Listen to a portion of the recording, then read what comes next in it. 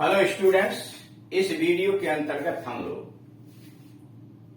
दिए गए गद्य खंड का अंग्रेजी में कैसे अनुवाद करते हैं, उसमें क्या सावधानियां बरतनी चाहिए, इसके विषय में जानकारी प्राप्त करें। यहाँ दो पैसेज दिए गए हैं, 30 और 31 नंबर के। दोनों का हिंदी से अंग्रेजी में अनुवाद करना है और ये ऐसे पैसेज हैं जो बार बार परीक्षाओं के अंतर्गत पूछे जाते हैं। पहला है, आशा के बिना मानव जीवन असंभव है। आशा के बिना मानव जीवन असंभव है। मानव जीवन, ह्यूमन लाइफ इज इम्पॉसिबल, असंभव है। Human life is impossible without hope. आशा के बगैर ह्यूमन लाइफ, मानव का जीवन,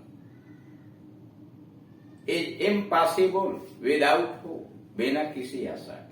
जब भी आप ट्रांसलेशन बनाना शुरू करें किसी भी छोटे बड़े वाक्य के अंतर्गत, इस बात का ध्यान रखेंगे कि सबसे पहले सब्जेक्ट लिखिए,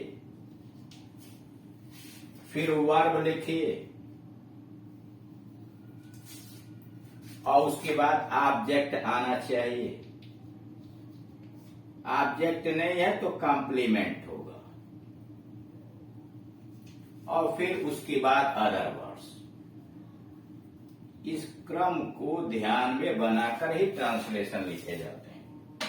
कोई भी वाक्य सबसे पहले उसका सब्जेक्ट ढूंढिए और उसको पहले नंबर पर लिखिए, फिर उसके बाद उसकी क्रिया यानी उसका वर्ब क्या है,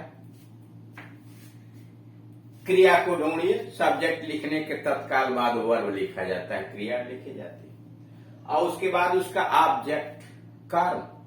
कर्म भी दो तरह का होता है, इनडायरेक्ट ऑब्जेक्ट और डायरेक्ट ऑब्जेक्ट। और जस्ट उसके बाद अगर ऑब्जेक्ट नहीं दिया गया है तो उस वाक्य के अंतर्गत कॉम्प्लीमेंट होगा। कॉम्प्लीमेंट की अंग्रेजी लिखिए और बाकी अदर वर्ड्स जो हैं जैसे क्रिया विशेषण इत्यादि, उनकी अंग्रेजी उसके बाद में लिखिए।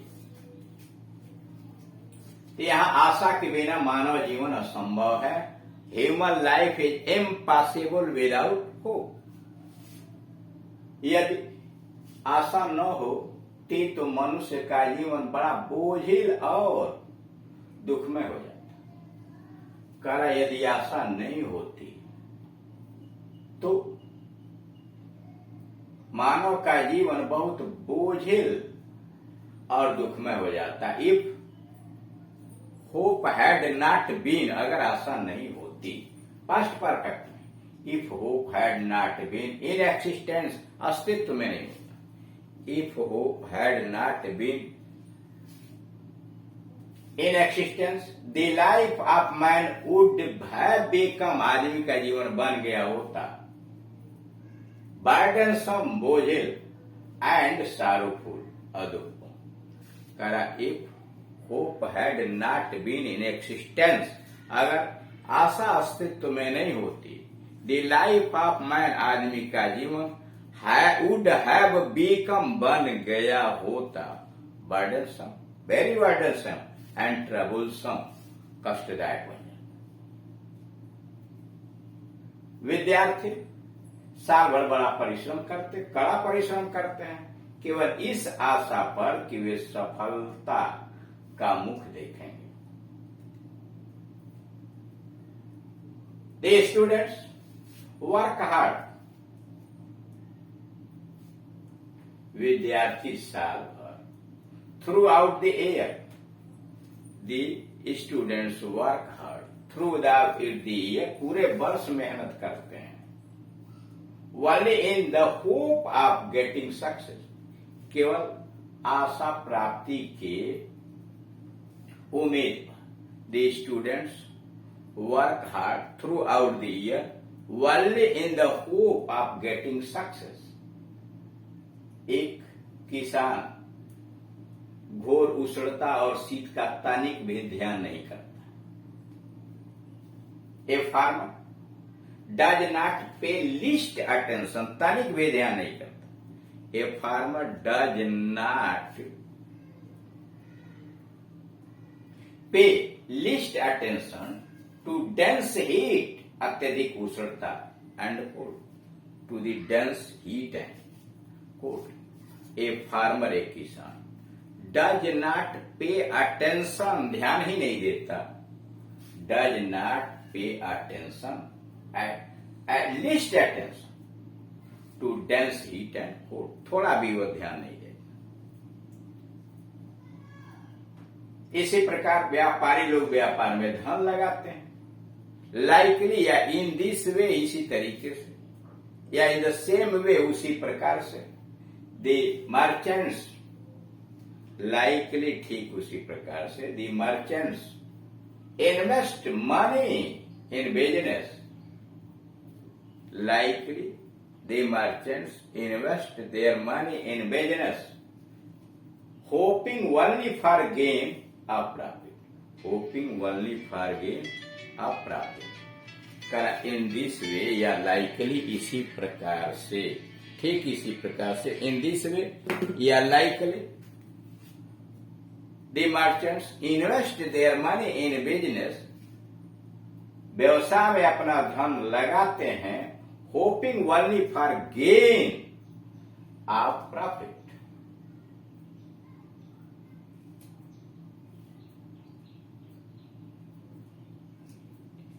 केवल इसी आशा का आश्रय लेकर, ताकि उनका व्यापार उनके लिए लाभकारी सिद्ध हो. तभी से बुद्धिमान तथा महापुरुष सुने आशा को मानव रूपी जहाज का संबल बना दिया.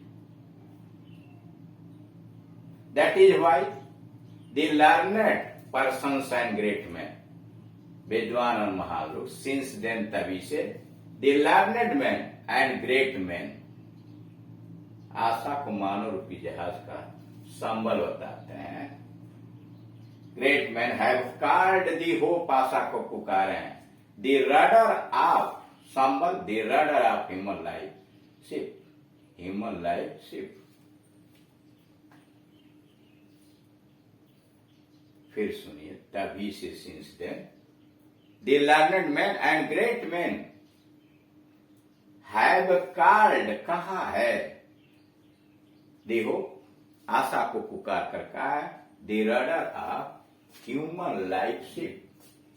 अब दूसरे पर आइए. यमुना नदी के किनारे स्थित आगरा एक पुराना नगर है. Agra is an old city situated on the bank of the river Yamuna. Yamuna नदी के किनारे स्थित आगरा एक पुराना नगर है. Agra is an old city situated at the bank of the river Yamuna. प्राचीन साहित्य में इसका उल्लेख मिलता है. इट फाइंड्स मेंशन, इसका वर्णन मिलता है. It finds mention in ancient literature, या we find its mention in ancient literature, yeah, there is description of it in ancient literature. कई तरह से आप बना सकते हैं. यह सुंदर ऐतिहासिक भवनों का नगर है. It is a city of ancient historical building. यह सुंदर ऐतिहासिक भवनों का नगर है. It is a city of ancient historical building. यहां मुगल कालीन अनेक इमारतें हैं. It has a number of monuments of the Mughal era. यहां मुगल कालीन अनेक इमारतें हैं. It has a number of monuments of Mughal era, Mughal काल. कह रहा यहां पर मुगल कालीन अनेक इमारतें हैं. It has a number of monuments of the Mughal era, अथवा there is a number of monuments of Mughal era in it. Fatehpur Sikri के भवन अकबर ने बनवाए थे. Akbar got the building in Fatehpur Sikri constructed. Akbar got the building in Fatehpur Sikri constructed. Moti Masjid और ताजमहल शाहजहां द्वारा बनवाए गए।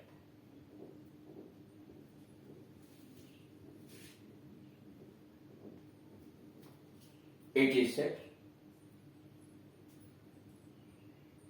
सॉरी यहां छूट गया है, मोती मस्जिद और ताजमहल शाहजहां के द्वारा बनवाए गए थे। मोती Masjid and the Taj Mahal was built by Shahjahan. Moti Masjid and Taj Mahal was built by Shahjahan.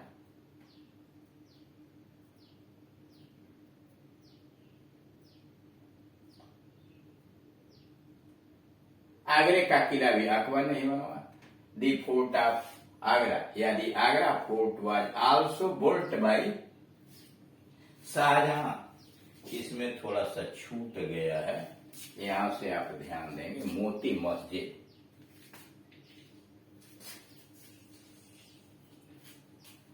Moti Masjid ये और ताजमहल शाहजहां द्वारा बनवाए गए थे।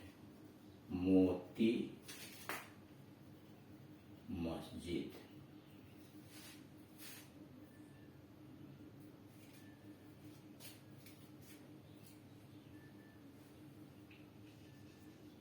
and the Taj Mahal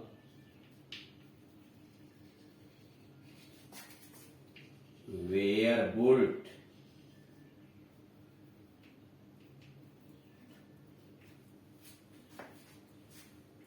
by Shahjahan। ये छूट गया था बीच में। Moti Masjid and the Taj Mahal were built by Shahjahan. आगरे का किला भी अकबर ने ही बनवाया था।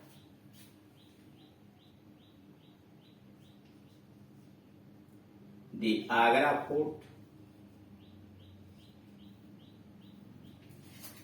was also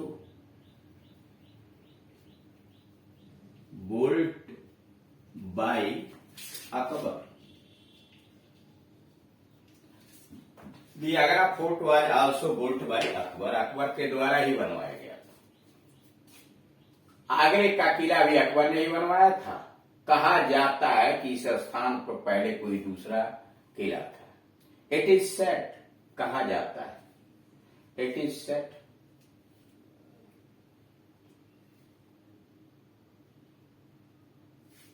that at the same spot, ऐसा कहा जाता है, at the same spot another fort existed earlier.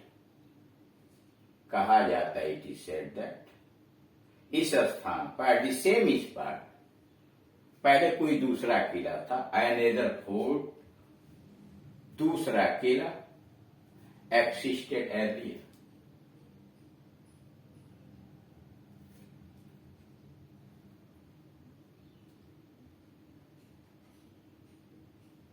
यहां का ताजमहल संसार का एक बहुत बड़ा आश्चर्य है।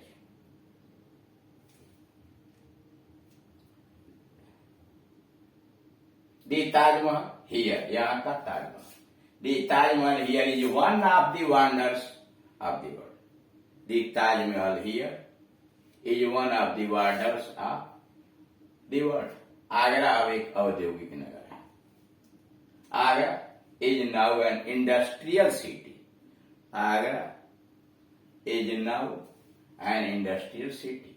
विश्व के अनेक देशों से लाखों लोग ताजमहल देखने आते हैं।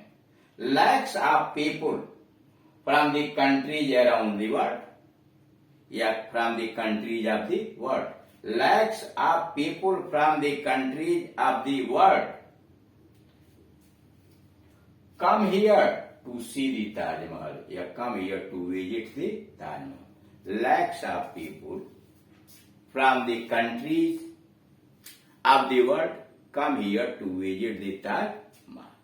ठीक, तो इस तरह से आपने देखा कि पैसेज का ट्रांसलेशन अंग्रेजी में किस तरह से बनाया जाता है।